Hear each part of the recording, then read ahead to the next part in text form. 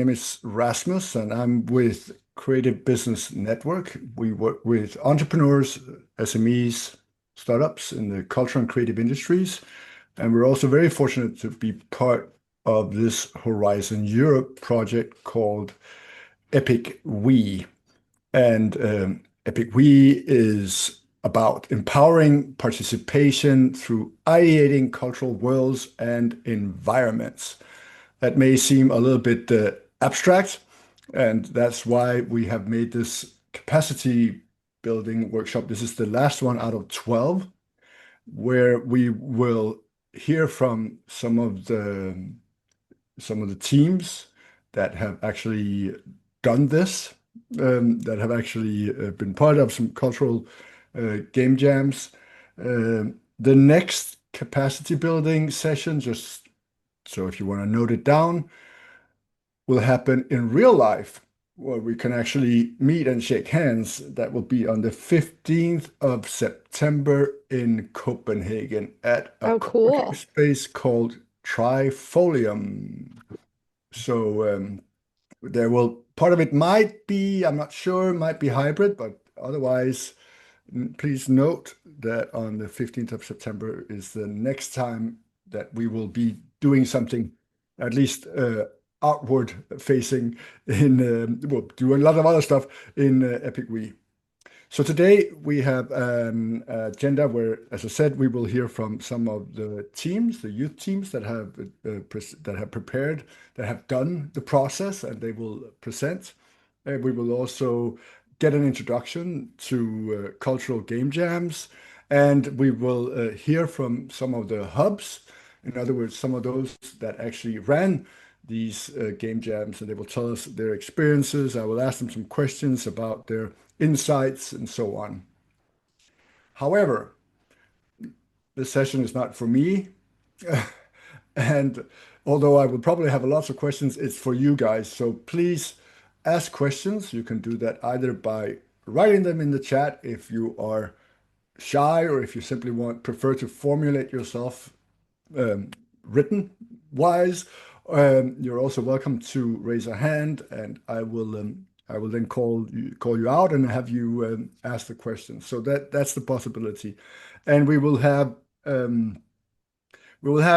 two formal Q&A rounds, one after the first presentation and one after the hubs presenting their insights. However, all of you, also those of you presenting, so all of you are welcome to, at any time, if you're curious about something, please raise a hand and we'll see. If it's not too disruptive, I mean, it's okay if it's disruptive, it's a good question, then we will take the question and go in there. So a very informal 1 hour we have together, and now it's 5 minutes past the hour, so I'm done ad-libbing, trying to improvise and get everyone on board. So again, my name is Rasmus, but more importantly, next up we have Susanna Montgomery. She will be introducing the cultural game jams. It will be followed by a Q&A. Susanna is from the Nederlands Instituut voor Beeld en Geluid, which means sound and vision of the Netherlands, an agency of sound and vision. And she's also actually part of the EIT Culture and Creativity. We're very fortunate to have Susanna here. She's been part of Epic We since the beginning. Susanna, the Zoom floor is all yours. Oh, well, thank you for that introduction. And I don't think any of the Dutch people will thank you for your pronunciation of Beld and Geluid, but they never thank me for mine either, so I cannot judge you over here. Thank you. Okay, I've got a slide deck. I would love, of course, questions throughout. If I've tried to keep the presentation relatively short and sweet. I think everyone can see my screen now. I see some nodding. Amazing. But would love to also just have a dialogue here. I'd be interested to know, looking through the chat, I see some familiar names and faces. So obviously we have some folks who have maybe participated in a game jam, maybe helped put together a game jam, but maybe also folks in here who have no idea what a cultural game jam is. So I'm catering a bit to those folks, but I frankly would be very curious, if even if you've worked on one before, what are your questions about how we brought these together? So, if you're new to this, my name's Susanna Montgomery, and I have the pleasure of leading our Game Jams work package. So, my job is to make sure that we run Game Jams across Europe relating to games and cultural heritage. So, at the start of this project, we were thinking to ourselves, what can games and cultural heritage learn from each other? Whether it's the game making process, drawing inspiration, maybe think to yourself too, how do games feed into culture and how do culture feed into games? Because that was very much our driving point of why cultural game jams. Now, I'm from the Epic We project. If you don't know us, we are very much focused on this idea of games and empowerment in youth. So we looked at games as forms of culture making, how we could understand games through and for culture. We did this through using a quadruple helix format, which I'll tell you about in a second, where we basically set up these different cultural hubs around Europe where we would run game jams to explore game making through culture. Now, I work for our hub in the Netherlands, where we work together with a constellation of a higher education partner, a cultural heritage partner, a creative industries partner, and young people. And all together, we create games through a game jam format. But we also have this constellation in Obidos in Portugal and in Aarhus in Denmark as well. If you don't know what a game jam is, they feel a little bit like a hackathon if you've ever done something like that. It's this co-creative game-making event where basically teams come together and ideate and create games around typically a set theme and typically in a short time-bound frame. But cultural game jams, arguably, we are one of the first to think of that. So we again worked. What makes a cultural game jam different than a game jam is one, we had this quadruple helix format where we said, okay, what happens when you bring together on equal and equitable footing cultural heritage partners, creative industries partners, higher education, and youth in the game making process? And what does it mean to use cultural heritage, cultural materials as the foundation for game making? Now, through a set of iterations where we first did 6 game jams locally across these different hubs, we then reached our second iterations where we realized it was useful to frame these game jams in 2 lenses, one being games through culture, one being games for culture. Seems like a simple word, but they actually lead to very different kinds of game jams. Games through culture is the idea of using cultural heritage material for game making. Oh, did I mixed these up? Susanna. I will fix this later. Ignore my slide for a moment. Focus on my words. Games through culture is the idea of, in essence, oh my gosh, I always mix these up. Someone help me from the project as well. The games through culture is the one where it's game making materials around fostering engagement with the creative materials itself. The other games for culture is very much where you're looking at societal transformation. So I'm going to show So you different maybe examples. maybe you could say that games Yeah. through culture, the point of departure is some stuff Yeah. that cultural heritage institutions have, and in the games for culture, it's some issues that society is dealing with in a way, like fairness or equality or so. Maybe that's a bit Exactly. simplified, but yeah. So bear with me here. Rasmus is absolutely right. So games through culture is saying, what if the starting point is a cultural heritage collection, right? You say, I have interesting paintings, I have interesting stories, I have interesting, I don't know, heritage artifacts around me. What if that's the starting point for what an interesting game could be? And how could I use that to think about the world around me? So in one case, we had this idea of heritage remixed. So the idea of taking something, in this case, like this one from our house, where I'm still laughing a bit with glee at the name of this game. This group was inspired by a painting and this idea of war and such, and saying, okay, we were really interested in figuring out what is happening in this and how does it reflect on our current times. So the jumping off point is, say, a painting, and then you use it to inspire something like a game. In this case, what if this game was you playing God a bit? And very much something that makes a cultural game jam different is there's often societal values embedded in what we're doing. And so what's super interesting with this one is this playing with the idea of the EU value of equality. What does it mean if you're given a point of power to be making decisions with an equal mindset? Now, games for culture.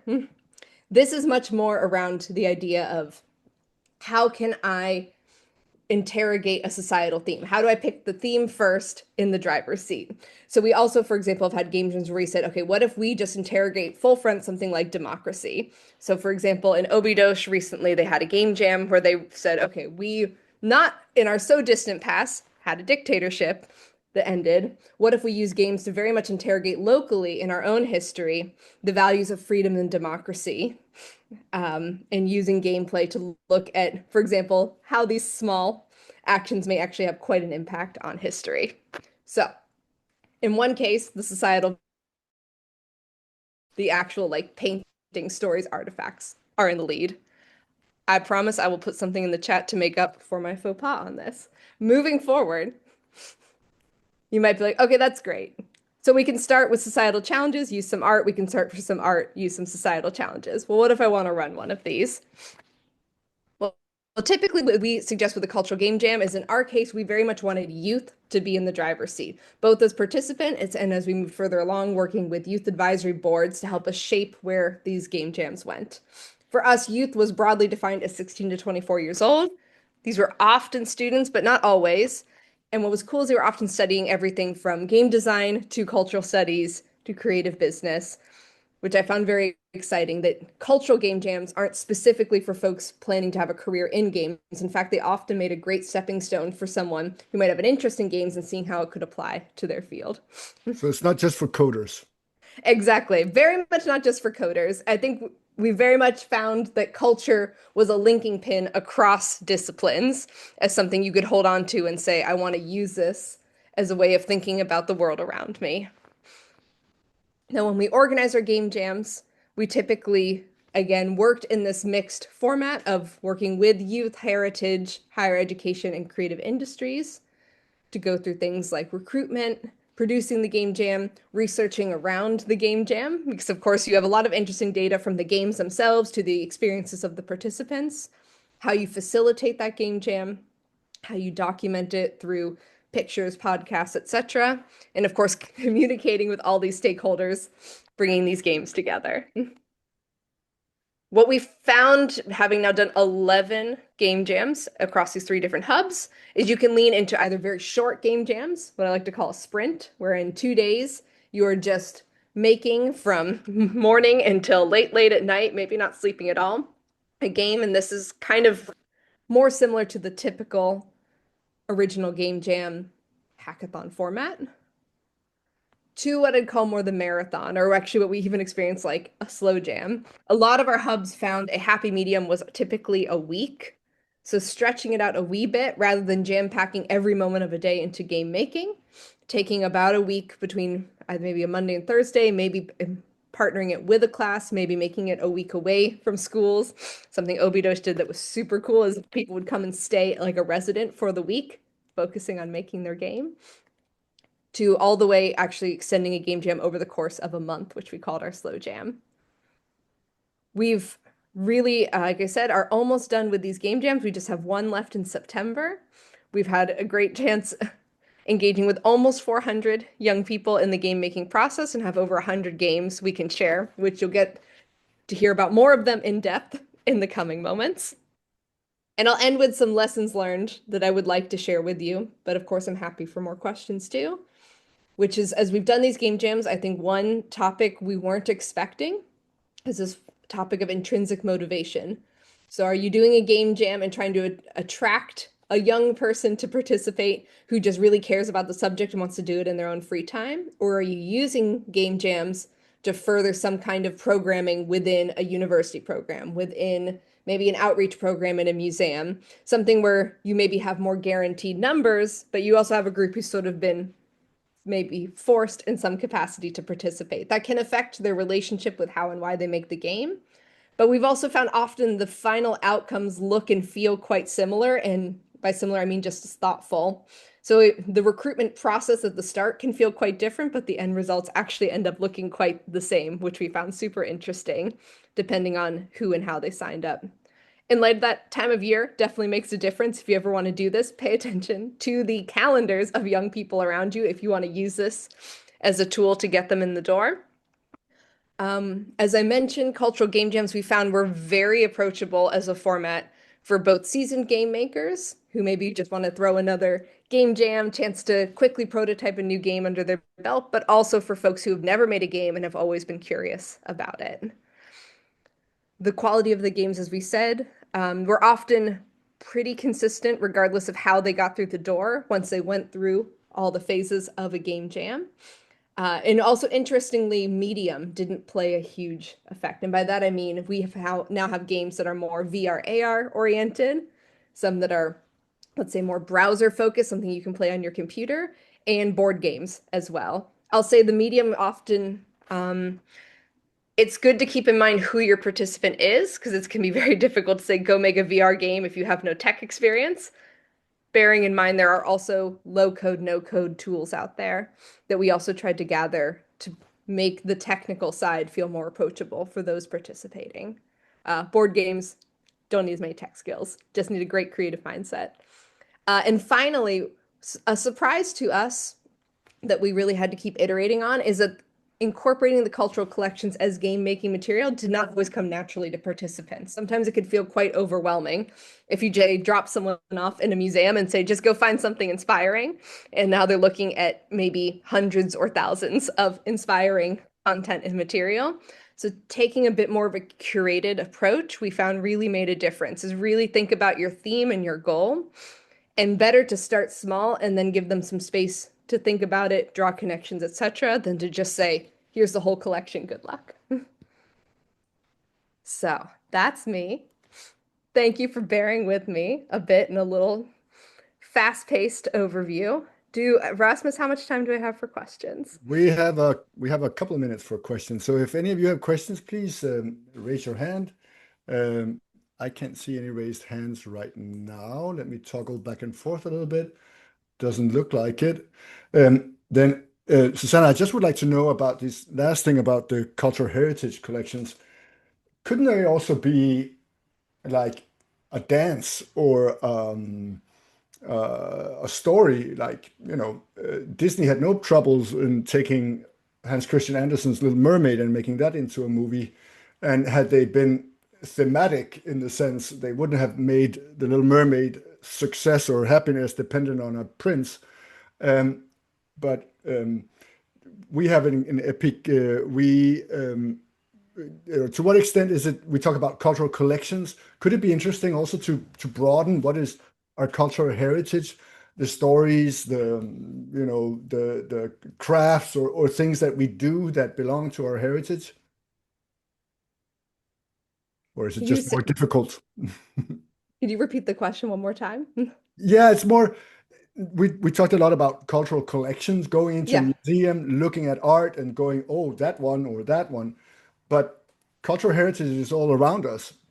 It's Yes. you know, the how we can in Denmark buy a sausage in the street or certain dances or stories by our great authors, like The Little Mermaid.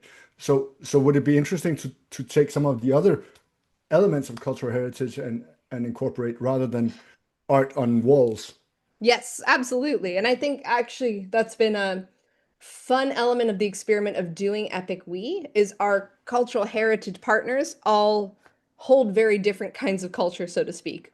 So on the one hand, in our house, we have a more, let's say, traditional art museum, as in, a space Yeah, with paintings on the wall. yeah, At Sound and Vision, we're actually an archive first. So we exactly. hold the sound and audio and visual and news collections of the Netherlands. So we're very much the place where if you're documenting anything from music to the news, like we're the space that holds it. And there is a museum component for showing that off. We actually even have a games collection as well of looking Hmm. at games as culture. Do you have Um, Frogger and Pac-Man and all that? No, if they were Dutch, that I would say I think the key is if they're Dutch, they're probably there. okay. Um, and so for us, that was very much finally with Obidos too. They actually it's the city of Obidos that's a cultural heritage partner. So looking at the built Exactly. environment, looking at a historical city as culture, which I can tell you has very much shown up quite tangibly in the games as well. So you Mhm. see how the flavors of the collections really go. Like a lot of our games in the Netherlands have ended up having more of like a democracy news focus because that's often what the material is that they're playing with. And Obidos, you really feel that they've leaned more into the history, the medievalness of it all. And so I think one, game jams are certainly not limited to visual art. I think you could be as equally inspired by a song, by an oral story, by Mhm. something like The Little Mermaid, what have you. I think the goal is more how do you position it Mhm. and try to, I would often say, try to bring the materials forward in a way that encourages imagination. I Excellent. found that that really helped a lot too. So rather than just saying like, here's some boring old stuff, good luck, but more say, why was this important at some point for someone, and how could it be important now as a way of thinking about the world around you? Super. Thanks a lot, Susanna. We'll get back to you when you join the roundtable at the end of this capacity building workshop. Now it looks like someone has already gone on vacation, at least judging from the background of Elena. Um, are you already on Hawaii or some Pacific island, or is it just you're just trying to fool us? Anyway, Elena, you are from the Dutch Hub. You were a Dutch Game Jam participant, and you're also a youth advisor. And you were part of the game for, again, I'm gonna butcher probably Dutch. Ninja goes back to school. Well, goes back to school, I get, but the other part. So, Elena, the Zoom is now yours for 5 minutes or so. And the rest of you, think of good questions. Yeah, thank you. Yeah, I'm kind of already on my summer vacation, so that's great. So, let me share then also the screen. I hope all of you can see it. I'm You very sorry. can. It Yeah, looks my good. voice is a bit broken, so I will not speak out loud. Yeah, so hi, my name is Elena. I was the participant of the first game jam in Netherlands.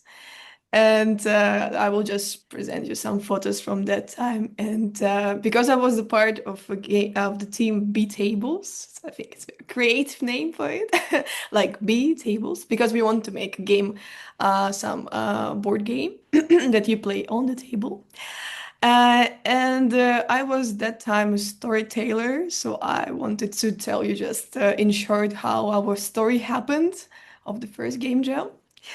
Actually, I found out about Game Jam just maybe even randomly because our university they just sent the email that oh if you would love to have joined some events by the end of the summer please, and that's how I found out about the Game Jam. And I will say I really needed some real experience. I wanted just to also have some fun, and I was just amazed that oh I can create my own game. So that's why I came, and I didn't know anyone that time, so I just came and was so like, oh, like just students from different universities in Netherlands. That was just amazing. So you just can do some networking together.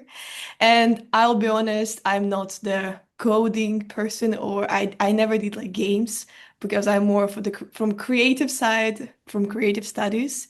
But still, I had so much fun. I remember that in the beginning, like coordinators, they gave us some exercises so we can just turn on our brain, some creative part of the brain, and start thinking about different ideas. And also, they played us this the game from Lego. So we needed to build some kind of tower. So yeah, we're just getting know each other, and they also gave us, as Susanna mentioned, some social values, European values. We needed to choose from our team. We choose human rights and mental health.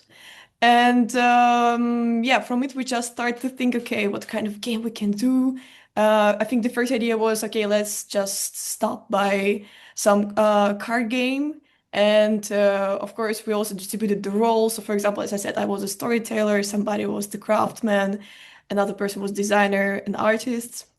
And in the beginning, I will say we already have some difficulties because it was so complicated to combine these like human rights and mental health together.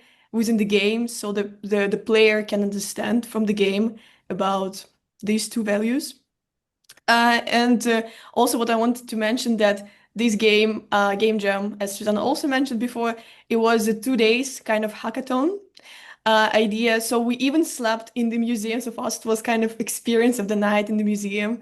And yeah, it was just great that you can be involved in the process for 2 days in a row. So I will say kind of 48 hours challenge. And the maybe, of course, because we didn't know each other, it was the first time we met. We had some misunderstandings in the team. We tried to find the common ground, but we are all people, so we just talked and listened to each other. And I would say, yeah, we spent the entire night. We didn't sleep well because we had some difficulties to come up with the game. And I just remember how we were sitting in front of the laptops and just, okay, guys, we need to figure out some game, but our the game playing doesn't work well. And actually, by the next morning, we already been, I would say, almost gave up about our ideas, but that was also the idea, I think, of the game jam because it's not only us, but also the coordinators around us who can help, support, give some advice. So this what happened with us. So we just start talking with the coordinators how we can make something because like in few hours we're gonna have we have to present our game, and that's what happened. So we just okay, we just had some idea. Let's like just walk around it and create something, and yeah, we did it. Like in a few hours, we just presented the game, and I think, in my opinion, it was kind of successful. I'm still proud of us because we spent a lot of time. And I just also want to just present in short the game itself. Great. Let's hear. So yeah, it was a board game, and we're trying to help Nanche. This is like a part of culture heritage in Netherlands, in my opinion, because it's very popular character, kids character, and I'm very big fan of this character as well. And so we like you as a player have to help him. I mean her.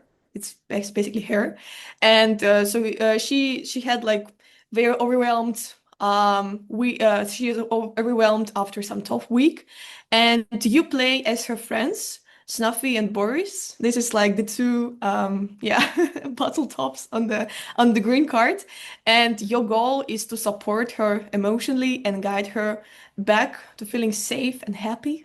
And you start on the bottom, and after you just rolling the die, and each tap is a yellow card. And if you land on the card with the question mark, you have to pick up the red card, and it tells you how Nanche feels and give you a task to help her.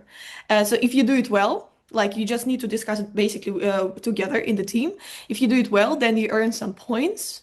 And then you roll the die again and to see if Nanche accepts your help because Nanche is also kind of the part of this game. So, and by the die you see if it's yeah, if it's accept or not. I don't want to go so deep in the instructions. And by the way, so you have this red zone and also behind the Nanche it's green zone. So if it's going to the safe space, then you win. And if it's going to the red zone, so you cannot, she, like the character, she doesn't accept your decisions that you lose. I would say it's very low, I don't know how to say, low key game, so it's not so improved and developed. But because again, we did it like in the last hours. For us, it was big success, and I'm still proud. Mhm. I think we developed like as a people, and for me, like the And you game should jam, be. yeah. And for me, I will say the game jam is not only about creating a game, it's also like just knowing yourself, how you can be like, under stress, under big pressure, just to create something and also like it develops your team working. Because Mhm. again, as I said, like we had some misunderstandings with each other, but we figured Excellent. out everything. So yeah, it was very cool. And by the end, like after I think a few months, Susanna, they just emailed us if we would love to join like youth advisory board and help for the future game jam, like from the youth. That's Youth. excellent. Yeah, so that was very nice. Thank you very much, Elena. that was good to both hear about the process and the last minute scramble that we've all tried, and actually also hear about the project. So, Antonio Rodriguez, you are from our Portuguese um, hub, and you will tell us about a bit the process and also the end result of Puss in Books. He must be fed. Antonio, the Zoom floor is all yours. Okay, so hello everyone. Hello. I'm here today with Gabriela too. We both were part of the game jams. So, like you said, we're from Portugal. We're from the Óbidos Hub. We actually participated in all four of the cultural game jams. So we're going to present two of those Great. games from two of those jams. Yeah. So first up, we're going to talk about Puss in Books, which is actually a very uh, relaxing game jam, to be honest, which is very rare. But so the game is about a cat that goes into a library and he falls asleep in the library. And when he's asleep, he starts traveling into the world inside the books in the library. So as you can see, Gabriela's just entered the portal and now she's traveling to the book world. Um, the game is a typing game, so you kind of have to write the story of our cat. So you tell him, oh, so the cat's gonna go right, the cat has to stop. So it's all about typing and yeah. Um, so the theme of this game jam was actually the Óbidos City of Literature. So the jam was pretty much about the city, the theme. And so how it went down was we got it to Óbidos, and while we were there the first morning we were there, we went throughout the city. We visited some libraries, we visited the typography workshop, we went to the streets of the city, and we found a lot of cats throughout the city. Like a lot of them was very cute. They were like in the shops, they were in the libraries, they were just sleeping everywhere, and that really touched us, clearly. And so we decided from our libraries and the typography workshops, we're like, okay, this is very cool. Let's try to make a typing game, something related with literature. So that's where the team came from. We're like, okay, let's make a typing game. We have a typewriter and let's write a cat story.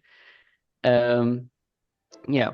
So we had some for our difficulties. We had like so first of all, it was just me and Gabrielle. Actually, usually the teams would be like 4 to 5 people, but in this game jam, we came in with a very big team, so we're like 6 people, and it was okay. That's too much. We kind of have to split. So we're like, okay, me and Gabriella can stay as one team, and it ended up paying off because the game turned out pretty cool, to be honest. And Uh, the four others went off and made something that wasn't worth.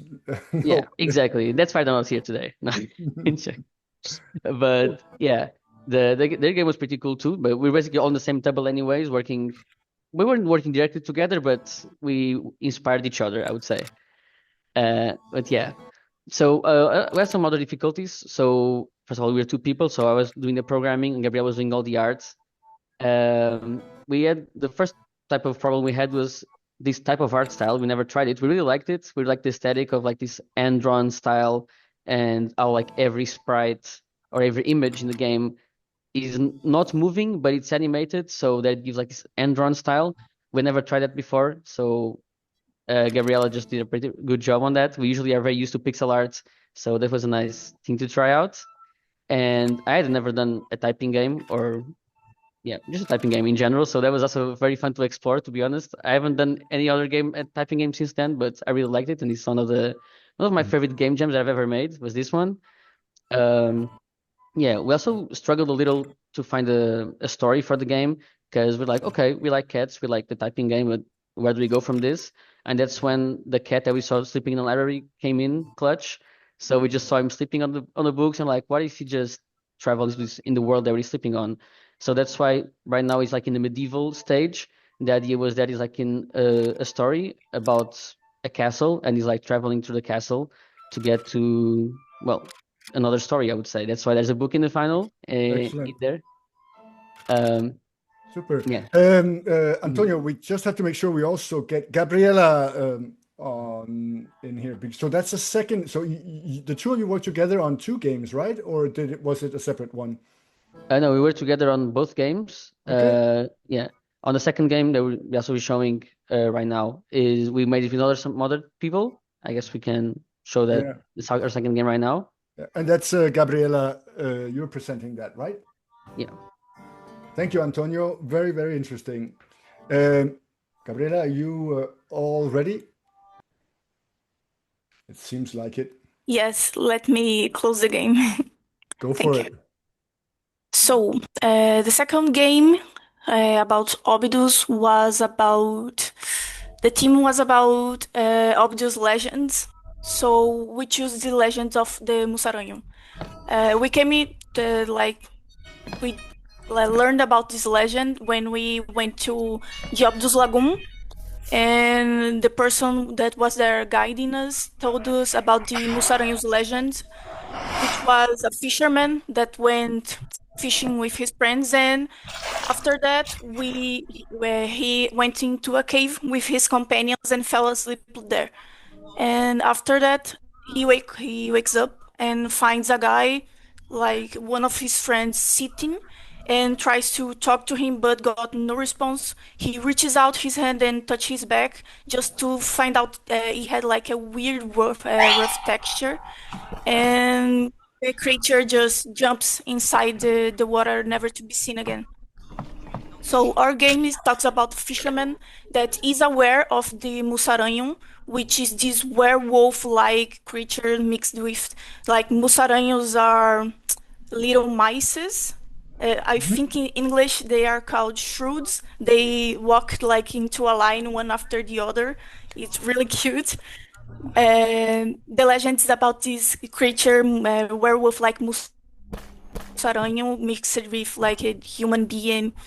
And the fisherman in this game is aware of the Musaranho, all of them are, and he has like a quota to meet to the end of the day to feed them the entity. And if he fails that, he will be eaten by the Musaranho.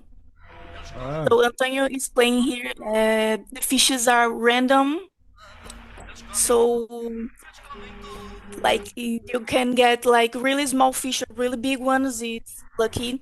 And there are little mices around the boat that are like the spies for the Musaranho. The little Musaranhos in the boat like jump scare you, and they are working for the big entity Musaranho. So you have to be aware of them so they don't steal your fish. And by the end of the day, when Antonio end the fishing, he'll go to the Musaranho, put the fish inside the bucket, and see if he has enough to like feed him. If he does if he doesn't, like, the Musaranho will eat him. And the fisherman is like listening to fado, which is a Portuguese genre of music. And the styles of the game is like this low poly PSX PS2 inspired game. Most of the assets were made by me in 3D, and the animations were made by Mafalda. Some of the assets are like for the asset store, like the hands and everything. That's why it's not fitting with the rest of the game. Mafalda did the animations. Our other colleague Vera did the UI and everything. Antonio did the programming, and Andre did the programming too. fantastic. It reminds me a He little bit rings of the bell. this story about that. Tell us more. Continue. Sorry, for interrupting. He rings the bell, and yeah, he doesn't have enough fish, so the Musaranho will chase you, and you can't really escape from him anymore. Oh, drama, red blood. It reminds me of this stories also we have in Scandinavia of the Christmas gnome, these little people living on the roof of houses. They're not mice, but they are little people, and if you don't feed them, they will become nasty and bad to you. But if you feed them, they will just be teasing you a little bit. So I guess it's kind of like a universal story about these little mini spirits that you have to keep happy, not to be eaten by them. Yes, Kind of that's it. maybe a So the metaphor of life. fisherman, the fishermen were like afraid of this entity. So was like a legend in between people in Óbidos. They were afraid to go to the lagoon because they were afraid of the musaraños. So Uh-huh. Fantastic. Thank you very much, Gabriela. Really, really thank good you. presentation. And if any of you would like to revisit these games that we talk about, but also other games, there is actually a repository, and you can see that in the chat, where you can see some of the other games as well. Uh, Moving forward fast, Leonard Juler Baumgaard from the Danish Hub, you have a game to present called Bliss. Uh, That's right. let us hear some more about that. Leonard, the Zoom floor is yours. Yeah. Can you hear me all right? Yes, you sound good. Perfect. Yeah, I'm sorry about missing the first 10 minutes. I'm situated in Peru right now, and we had a bit of an outage. But I'm here now, and that's what matters, right? So, I will show you a little bit about what we did.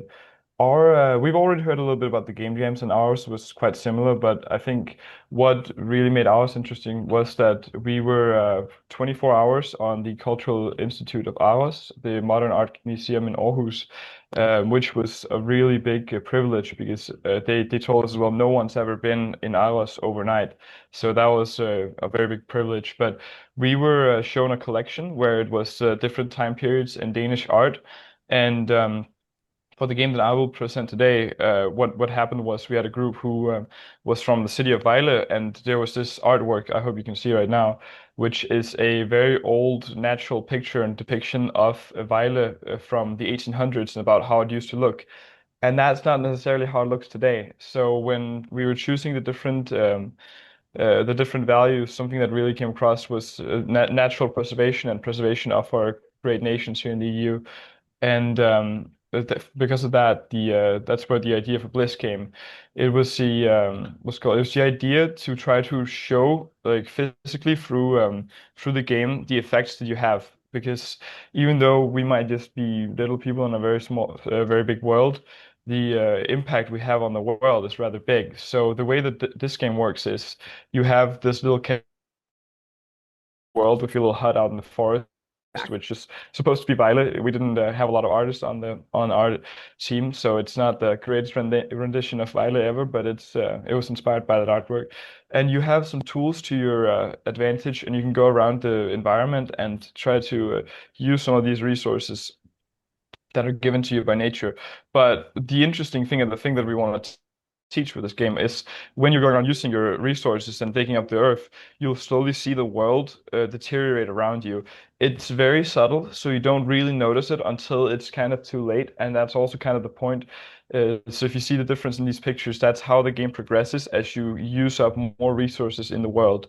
And we thought that was a pretty interesting thing because when we were playtesting this with the other users, everyone was just thinking it's a very normal survival game, and they were going around just collecting resources. And it really dawned on them in the end when they realized like what they did to nature, that, oh, okay, maybe I should have thought about what I was extracting from the earth before just mindlessly taking and ruining the nature. So in that sense, we thought it was pretty successful with our game, and that is what's called that's kind of the game we made. And then we because of it was the first what's it called game jam, we were tasked with writing some game logs as well. So for us, it was not just about making a game, but the division of labor in the game jam was very much 50-50 on both the retrospective and the thought behind making the games, as well as making the games. So that was pretty interesting for us. But other than that, we also there's another thing that I've been tasked with talking about today. That's my role in the youth what's called as a youth advisor here in Epic. We after the project, this was the first game jam, and I was a participant as well, actually on this team for Bliss. And I was tapped on the shoulder and asked if I'd be interested in helping expand the project. And just like others here in the meeting today, we have these little groups in Obidos, in Netherlands, and in Aarhus of youth who has participated in game jams, who has some sort of professional, like educational background in relevant fields to the project, and we are asked and tasked with helping assist further this project with like a more youthful outlook, because we are the young people, we are the target audience, and we are the people who this project is trying to attract. So who better to ask for where to lead the project, right? So that's one of the strengths of this project, I think, as well, that we have so many different hands leading in and helping push the project forward. And I think Do you that's feel that there's any cross hub collaboration? Like, have you been in touch with some of the you're based in Aarhus, or now you're in Peru, but usually you're in yeah, Aarhus. So, yeah. but have you or can you see a value in reaching out to also the game developers or the game jam participants in Portugal and the Netherlands? Well, it's been something we've been talking about since day one. It was actually when they first asked us what do we need to do. The first thing we also said was we need to talk with the other groups, and we actually have a big shared Discord server now where everything is together. And I think that's really nice, because that's the core of what this is. It's about bringing all of our countries together. So seeing what each other have made and being inspired by not just the art from our countries and our cultural heritage, but also from what the other young people and the other game jams have done. I think that is incredibly valuable, and I think that's an amazing thing that we've been able to do. Really good. Fantastic. Thank you, Leonard. You're Um, welcome. you can see Leonard's LinkedIn link, and I suggest the rest of you also share your LinkedIn links, but also share your questions. Now we're heading towards the last 12 minutes of our session here, where we would like to hear from some of the organizers of these game jams. Regitze Maj Møller from Filmby Aarhus, the Danish hub, and Nelios Cordices, sorry, Nelio, I always just call you Nelio, from Obidos, the Portugal hub, and from Battleship. And then we have already presented Susanna Montgomery from the Dutch hub. So the three of you, now you're all on the spot here. I'd like to start by asking you, and by the way, Leonard, Elena, Antonio, Gabriela, you're also welcome to ask questions to our hub representatives. First of all, what surprised you the most during the cultural game jam processes? Any unexpected insight or aha moments? Remember, this is a capacity building webinar, not just for us. I mean, for us, the Epic We people, but for hopefully soon, when Epic We is launching, I would say in February, like including more, we should be able to tell other people why this makes a lot of sense when working with cultural game jams. So who wants to go first? Nelio, Regitze, or Susanna? We have about 11 I minutes. can start if you want. Go for it, Nelio. Okay, hi. I would say for me I was a bit concerned because usually a game jam you are free to do whatever games you want to do. They are super open-ended. And in this case, we had a theme and we had many participants, many institutions involved. So I was a bit concerned if the participants would be mature enough to deal with these kinds of subjects, or if they would just do the quick solution of let's just play around with this theme and not do anything that it's serious or has any depth. And as you just saw with all the games that were just showcased, they really went the extra mile and really made games that made a lot of sense and have depth into the gameplay and the subject they also tried to address.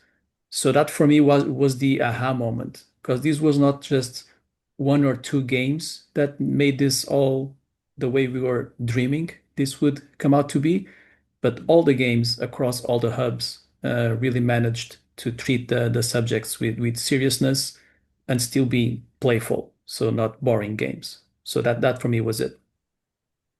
Super duper. What about you, Regitze? I can't see you right now, Yeah, but you are there. actually, Yeah, there. yeah. You said something Hi, and you appeared. hi. Boom.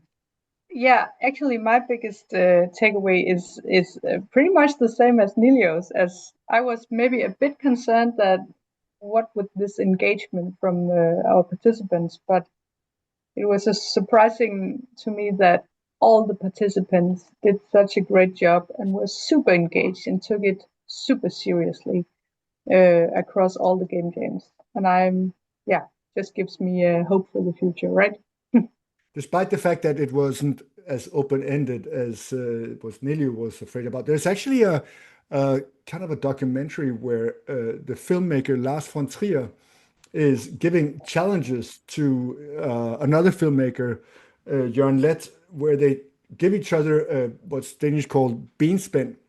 They try to give each other things that make it more difficult to do whatever they're supposed to do to test their creativity.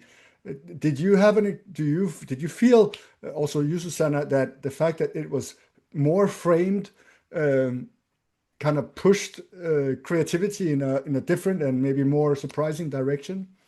The benspænd. How would we translate that into English? Probably when someone puts out a foot, so you trip. That's a benspænd. So these are trippers, obstacles, simply. Yeah, maybe. Yeah, I guess constraints are the word that come to mind for me in English. And Yeah. I mean, I think that they're part of the creative process. Yeah. That sometimes when something's too open-ended, you can just be kind of overwhelmed with where to even begin. And it's a typical, I've found in, like, say, the world of creative writing, it's a typical technique that you will sort of say, okay, take idea and take idea A and idea B and figure out a way to link them together. And suddenly you have a whole story on your hands. So I actually sort of love the idea of creative constraints. Less so to say I want to tap down and tell people their ideas are wrong or not good enough. It's certainly not by that definition, but more to say sometimes I actually think the most innovative ideas can happen when you have to really focus in on one or two things. Exactly. And again, I'm not the only one that should ask the questions. Thank you for the nice comment, Amelia K from MathWorks, on that it's good that we lift forward the voices of the youth. And we should definitely do that more often. Make sure that we hear from the game jam developers. Maybe some of you have some questions for our hub representatives. One thing that I would like to know is why isn't everyone doing it? I think it makes so much sense, and it's so much. It's playful. It's hard. There's tangible result. It makes you think about stuff. Think about things. That's a song by this Icelandic Eurovision participant a couple of years ago. It makes you think about things, and but not that many cultural institutions actually do that. Why? How can we make more cultural centers or cities, etc., run their game jams because they know that that's a great way forward? Well, I think maybe if I could jump in on this, Go for it. I loved doing it, but it is a heck of a lot of work. And I think there's the question of, do you do it for the sake of doing it, or do you do it to do it right? And I do find, actually, to really uplift what Amelia has said, to me, the most valuable, the most inspiring part in this job was working with youth. But to do it well, it takes time to build trust, to especially not just sort of plug people in. Because I think that's been done before. It's not unknown for a cultural institution to say, I'm going to run a program. I hope some people sign up. Oops, they didn't. Oh, well. Or they do, and I never talk to them again. But to do it in a way that really builds relationships and actually uplifts in an equitable way, that does take resources and capacity. So I think that's maybe why not as many are doing it yet. But I feel it's now our mission to show people why it's so worth it to invest in. So maybe what we need is in the future some cultural game jam advisors, a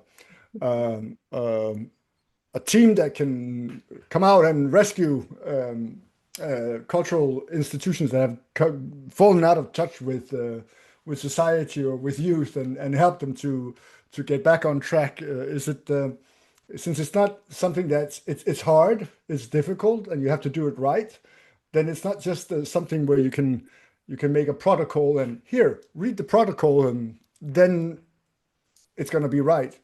Because that's actually something that we also will produce in Epic. We will produce some protocol that essentially are manuals on how to do it. Will they work, do you think? Like it's Nilio, Susanna?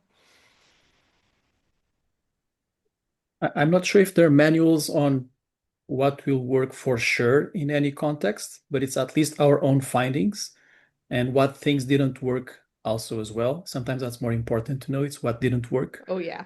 But it's always quite open. Maybe it didn't work because of this specific detail we didn't foresee, or I mean, maybe we need a better briefing to the participants, or we need to bring some more facilitators. So it really depends.